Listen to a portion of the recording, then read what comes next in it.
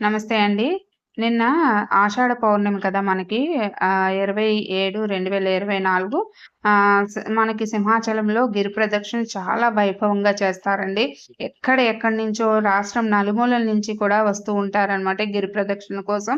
అయితే నేను సరే పెద్ద ట్రాఫిక్ ఉండదులే అని చెప్పేసి బయలుదేరాను. ఎందుకంటే మన ఛానల్‌లో పసుపు, కుంకుమ పూజా సామాగ్రి అనేది అవైలబుల్ ఉంటుంది కదా!